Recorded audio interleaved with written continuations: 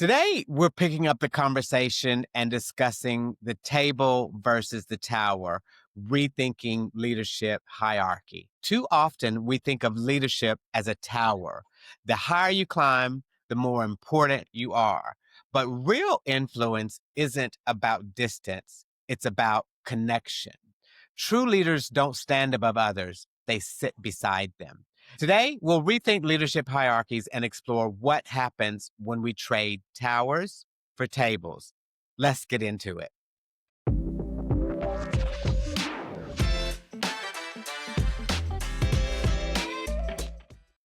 Kari, can you share with the audience what you mean when you say the table versus the tower and why it's important for us to start rethinking leadership? Yeah, I think it's important because leadership isn't about climbing ladders. It's about pulling up chairs. And what I mean by that is that I've been in rooms where titles were checked at the door and everybody was on equal footing. And in those instances, I think the meetings are most productive. I remember earlier in my career, I worked at a company as one of their true values or core values was inclusive meritocracy. And what that Mhm. meant was is that everybody is on equal footing. No matter who you are still valued. You have a seat at the table. Your Yeah. ideas are welcomed. Pushback and being challenged, that is also welcomed. And so when you have that kind of environment, it allows for ideas and innovation and creativity to really flourish. Yeah. And it won't be stamped out by people that are just saying, hey, look at me, this is my title, and nobody else's opinion matters except for mine. And so that kind of culture doesn't allow for inclusivity and then also for, I think, leadership to really flourish. Two kind of points from my perspective on that is that you have the tower mentality and the table man's mindset. Under the tower mentality, that's where hierarchies are built on status and control. Leaders are focused on titles, optics, and authority. And the result that they get from that is fear, silence, and very limited innovation from the people that they're working with. And if you look at that versus the table mindset, that's where we are sharing a space where every voice matters, and leaders are listening, not just directing, but collaborating, which fuels creativity and belonging. So I think that Yes. that is that big contrast of how you can lead.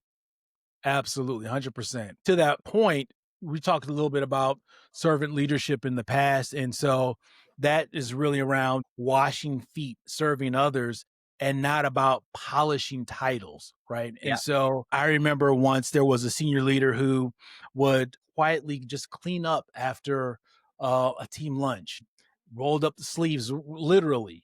And she would just go in, make sure everybody would be taken care of, make sure that they had what they needed. But then she would go back in, and it wasn't like she was, necessarily directing other folks to do it. She just did what was needed to be done. And so Yeah. it was her willingness to serve, not only to lead us and make sure that we were doing what we needed to do, but she would also serve and she paid for the meals too. So that was Nice. also a very good thing. So I appreciated that. And I learned that early on that is a really great trait to have, to be Absolutely. willing to lead, but also before that, also being willing to serve.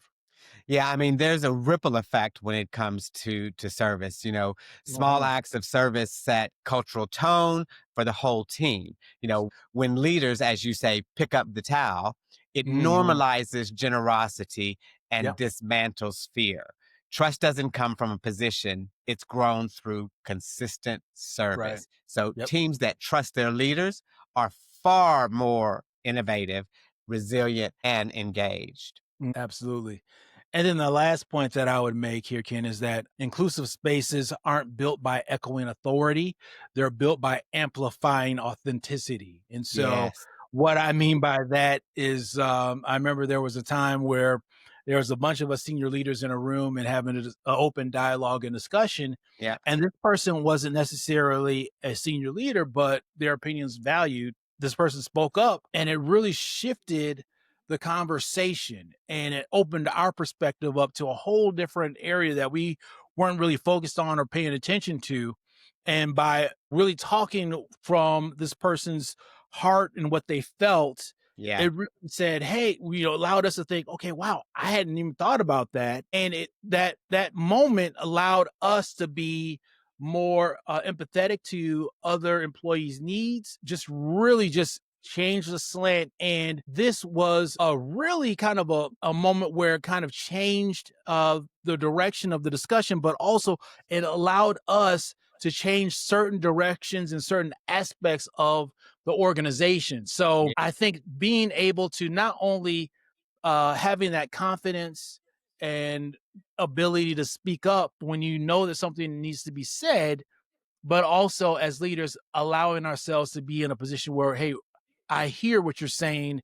And not only that, I want to take action after what you said and make our whole overall culture better. Yeah, from what you're saying, when you create that table space where even the quietest voice, that can shift the entire room. Real Absolutely. power isn't drawing out others, not silencing them, That's but right. inclusion. And that inclusion transforms teams and communities. That's right. And Absolutely. so I think another thing to add there is we might say, why does all that matter? And the thing that I kind of looked at is that towers can crumble, but Yes. tables will endure. Mm. And in this rapidly changing world, adaptability comes from inclusion. And so Yes. leaders of the future will be measured by how many chairs they pull up to the table, That's right. not how high they climb the ladder. All right. You better say that thing. Say that thing. Yeah, I love it. Yes, sir. Any last words of wisdom? No, sir. No, I think you put a nail on that thing. I think that's exactly right. And I love your analogy around what a table represents, what a tower represents, and how the table endures. So the real question isn't how high can I climb? The question should be, who am I bringing with me to sit at the table? Leadership built on a tower might look impressive, but leadership that feels like a table lasts. When we trade ladders for chairs, we stop competing for height and start creating spaces where everyone belongs. That's the kind of leadership that truly can change lives. If this conversation challenged you how you think about leadership, hit that subscribe button so you don't miss out on any future insights. And we would love to hear from you. Drop a comment below and let us know, are you building towers or tables? I like to encourage everybody to lead with love, laugh with grace, and lift someone up today. Appreciate y'all. Thanks everybody for watching, and we'll see you on the next one when we talk about why you don't need a title to lead. I think that's going to be a very good discussion. So please join us on the next one. Ciao for now.